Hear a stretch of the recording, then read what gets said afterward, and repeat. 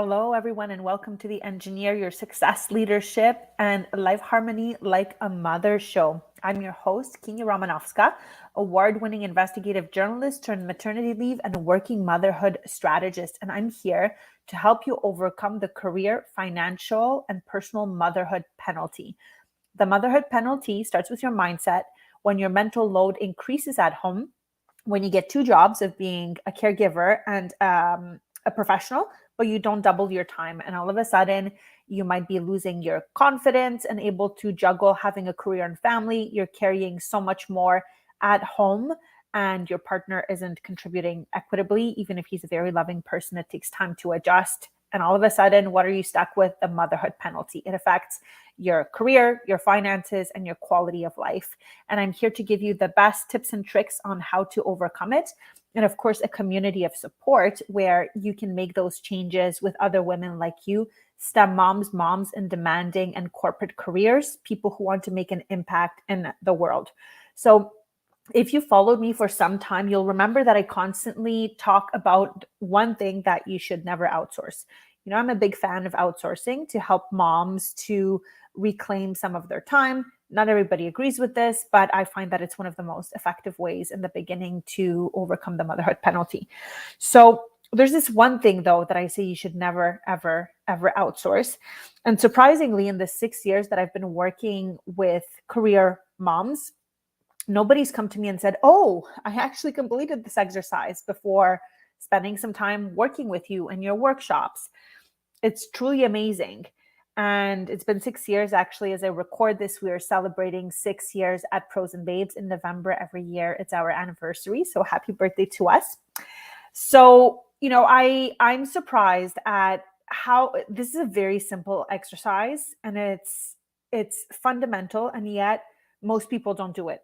And that's kind of terrifying when you think about it. We're so busy. I mean, it's not entirely your fault, because I think there's a lack of awareness, but we're so busy taking care of someone else and trying to be perfect at this new important role of being a mother, whether it's a mother of a baby, of teenagers, of toddlers, however, wherever you are, that we typically don't stop to ask ourselves this important question: what are my core values and how do I identify them? Think about it. Your values affect every single one of your decisions, and there's a good chance you've imported yours on autopilot. The process of matrescence that I cover in some of my podcasts is the emotional, psychological, and physical changes that take place when you become a mother. So it is very normal that your values may shift, or at least you may feel a difference in how you experience the world, then you feel a bigger calling to live in alignment with your values. But to actually sit down, write them down, and measure your success in alignment with your values is a whole different story. So I used to measure my success so much more by external definitions of what it means to be successful. It started off in school by getting good grades, being a high performer, like being patted on the back for being such a great volunteer and being amazing at the piano, and everything I touched, I did really well. So I was focused on external rewards for my identity. Fast forward to 6 years ago when I had my son, my first child, and my world really, really changed. And of course, nobody's confident becoming a mom for the first time. It's just, yeah, confidence comes from execution. It comes from feeling that we have some proof in terms of being able to do things well. But I mean, it completely transformed my identity. I had to grow into that identity. And that first year, the first 2 years were quite tough.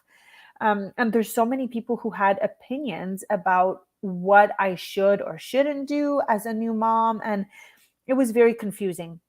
There were so many decisions to make, right? You know it. If you're listening to this recording, you know it, that being a mom comes with so many decisions, like hundreds per day.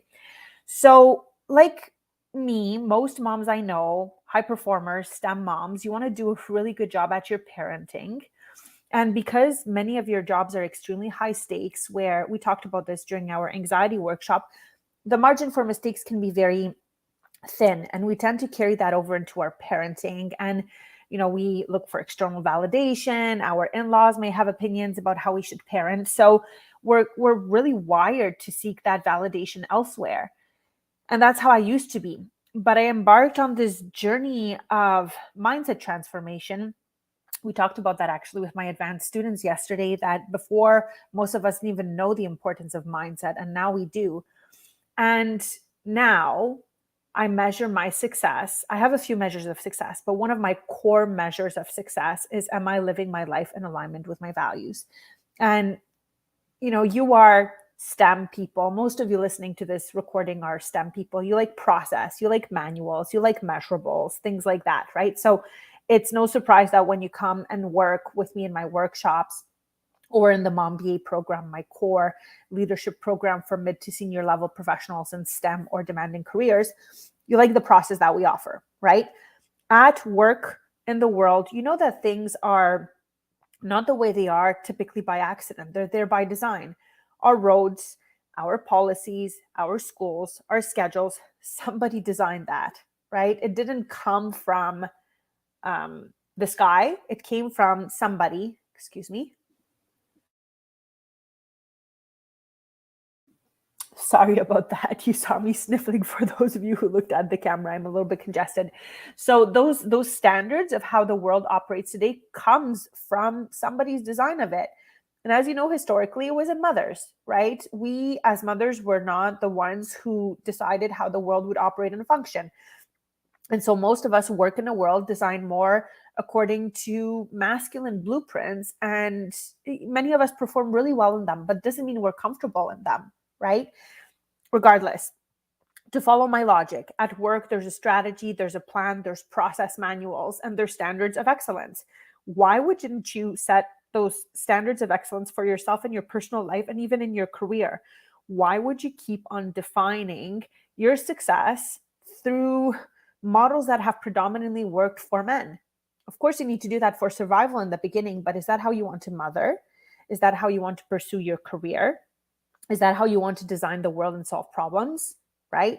So when I started really living my life in alignment with my values, and my core values are faith, love, and accountability as an entrepreneur and overall for life satisfaction. And even I talked about anxiety in my life, accountability is an extremely core value for me. And we often know that our core values are being violated when we're angry with a situation, right? So accountability is really core to my relationships, and faith and love. And when I'm ultimately reviewing how I'm living my life, the values are the first layer. The second layers, the multiple layers are in my life process manual, my life playbook, where I have my 25-year vision. It's a high level vision of what really matters to me in the dozen core pillars of my life, from my mindset to my marriage to my health to my parenting. I kind of have a summary sentence for every area. And I always circle back to this my one page overall life strategy that would essentially measure my life success. And I've put a lot of thought and discernment into that. And every client who works with me, the first stage in their journey is designing this long-term vision. It's not too long, it's not too clunky, it's simple, but it provides you a compass that finally has you shedding that cloak of always following externally based metrics of success. If we're going to truly transform the world as mothers, we have to know ourselves more intimately. I always believe that change starts from within. So if you're following somebody else's model of success, if you're not following your own design, your own talents, your own vision of what you could build in the world, you're essentially building somebody else's dream. And I think many of us were like that for a long time, but now as mothers, we have this amazing opportunity to recalibrate that, because we do want to engineer a better world for our children. I think many of us want to engineer a better world for ourselves, right? I see comments every week in terms of how people are not experiencing their job to the full ability of their potential as a woman, as a mother. It can feel very frustrating. There's still sexism and there's still discrimination. And in my opinion, the most effective tool to combat that is to define your own vision of success and to pursue it. Otherwise, you're always at the mercy of somebody else's standards. And to me, that's no way to live. right? So, you have to identify what your core values are, and you may wonder, how do I identify them? Well, I know there's lots of Google frameworks. The way I like to do it, we have this 2-page exercise with my clients where we're able to narrow them down relatively quickly and encourage a discussion with your partner, and then we print them and we track and talk about them, right? So if you want to talk about my process for values, feel free to message me on Messenger, on LinkedIn, by email. However, you're probably on our mailing list if you're listening to this. But if you are not aware of your values, then you've probably downloaded them on autopilot from your parents, from your STEM or other demanding career, which rarely tolerates mistakes, probably from school, society, religious institutions, the patriarchy, you name it. So are they really your values, or are you playing somebody else's game, right? And somebody else's expectation of you. And is that how you want to parent? I don't. I know I don't. I know that I had to re-examine my values many times before I really decided that, yes, like these are the ones that I want to stick with. These are the ones that matter to me, right? That sure, maybe I've learned my values of faith and religion from my cultural environment, but where do I see value in keeping that as a core value for me? Love, accountability. Accountability, I learned about the hard way when I went back to work after my first maternity leave. I felt like such a victim of the motherhood penalty. My company back at that time had this diversity and inclusion policy, but I was there pumping in some dusty room with no chairs and a code that I couldn't find. It was hard maintaining the flexible schedule that I asked for in the beginning because there were no job shares and the manager wasn't supported. I mean, I was so angry, right? And I discovered the concept of accountability, and I realized that I can feel like a victim of the system, or I can take accountability for my own life. And when I really looked back at my whole life, I realized that accountability is a key piece of true fulfillment and happiness. If you go through life blaming everybody else for how sucky your life or situation is, then you're not going to be happy. And I don't want to be miserable, right? So I really encourage you. I don't know tons of people whose core value is accountability. Mine is, as I said, as an entrepreneur, my success is measured by how much I put in, and I'm accountable for those efforts. There's nobody to blame but me when things go wrong, for my choices of staffing, for my choices of strategy. So it's very core for everything I do. But I really, really strongly encourage you, if you are a parent, a caregiver, even going through a major life transition. I have people coming to me now, even if they don't have kids, they're going through big transitions and they're asking me for some guidance. It starts with your values. Values are underpin everything. Every single thing you do is a reflection of your values, right? So why should STEM moms know and communicate their values? There are 3 things that I would like to talk about: guiding your decision making, enhancing your work-life integration, and your professional integrity. Knowing your personal values helps you make decisions in career and family that align with your core beliefs and aspirations. And as a mother, they have changed.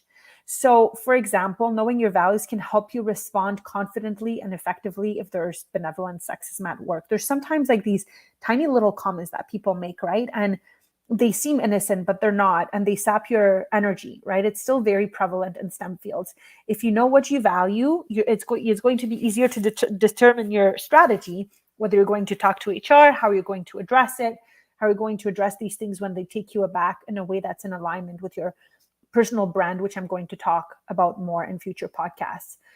Number 2, knowing your values can enhance your work-life integration. It can help set effective boundaries with charm. Nobody likes to be boundarized, kind of black and white. If you value your relationships, you know that there's a delicate art to balancing your values. Sorry, excuse me. I'm just going to blow my nose for a second.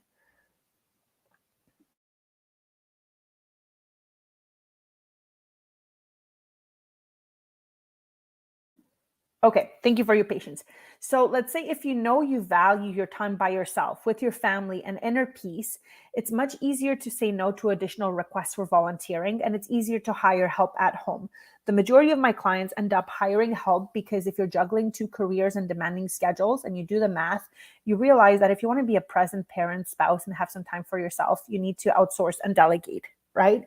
So if you know your values, if you've had that reflection, if you know your vision, and if you value your time, it can be much easier to make that decision. I know that for many of you listening, there's a generational shift where you didn't see your parents hiring help. That seemed like a heresy. It was crazy. Maybe you came from more humble backgrounds, but we live at a very different time where work has different demands on us. And if you truly value time with your kids, which I think if you're listening to this space, you do, I do, I'm willing to sacrifice a fair chunk of my income to bring efficiencies on the home front. It's much easier if you know your values. My dad passed away pretty young, 3 years ago. Yes, it's even hard to calculate. About 3 years ago, and we don't have an extra day for granted. So I know that it's one of my core values to spend time with my kids and to teach them very specific things that they're not learning at school. And so I'm willing to trade money for time bought back. Number 3, professional integrity. Sharing values enhances authenticity and integrity in professional relationships, fostering trust and effective collaboration. I'll give you a couple of stats actually of how what evidence there is about moms who know their values and how much more satisfied they're at work. So, for example, when it comes to professional integrity, if people know you make decisions according to values like, let's say, accountability, results, and authenticity, that's just an example, they will trust you more. If you're clear on how you operate, this can lay the foundation for quicker promotability and people knowing you, right? If you're inconsistent, if you're reacting emotionally to situations, that doesn't build trust. But if you are clear on your values and if people know what they can expect in interactions with you, that will build trust. And the know, like, trust process and promotability and negotiating an upward trajectory in your career is foundational. So, on top of that, you don't want to work for a company where your values don't align, right? There's so many benefits to knowing your values, and I urge you to start with that. And as I said, any client who works with me, we start with the values and the vision. We have a specific method to do it to help untangle everything. I know we work with extremely busy individuals, so we want to make it easy for you to track and implement. So let's go over a couple of statistics about why it's important to know your values. Around 83% of working mothers report higher job satisfaction when their values align with the work environment. That shouldn't come as a surprise, and I'm sure it's not just for mothers. Women who prioritize their values and career choices are 2.3 times more likely to experience reduced stress levels in the workplace. I don't know about you, but I love to reduce my stress whenever I can in my experience of it. And then 70% of working mothers feel they make better decisions when their work aligns with their values and priorities, right? So there are so many positive aspects of knowing your core values. And you may be wondering, how do I even get started? There are many assessments online that you can do. Feel free to follow them. And if you're curious about how me and my clients do it, I work with mostly STEM mothers in the decade around childbearing. We do a quick values game and a quick values assessment that's part of a bigger growth framework to help you achieve your goals. We help narrow down to your 5 core values and 10 secondary values. We review that. We see how to involve your partner if that's relevant, right? And we want to do it fast. And then we print those values. Many of my clients, I tell them first put them on a sticky, and then we get a professional board printed and hung. Lots of people like magnets. You can do lipstick on your mirror. Regardless, this is the first step I ask my clients to do, is start measuring your success in alignment with your values. It's a huge shift, like an enormous one. Most people who start working with me are so busy between demands of work and family life that just this shift that they can incorporate seamlessly into their lives and do systematically makes an enormous difference in the quality of life. You're reclaiming so much power by knowing and living your values. I don't know if there's anything really more important than that overall, right? It's the root of authenticity. So feel free to message me on Messenger, on LinkedIn, or by email to chat about it. And I would really like to know, if you're watching this replay or listening to the podcast, hit me up and tell me, how important are aligned values to you to have a successful career and family life as a STEM mom? Is it not important at all, or is it extremely important, or somewhere in between, right? So let's start the dialogue. I'm here to support you. Right now, you may know that I'm expecting another baby in December.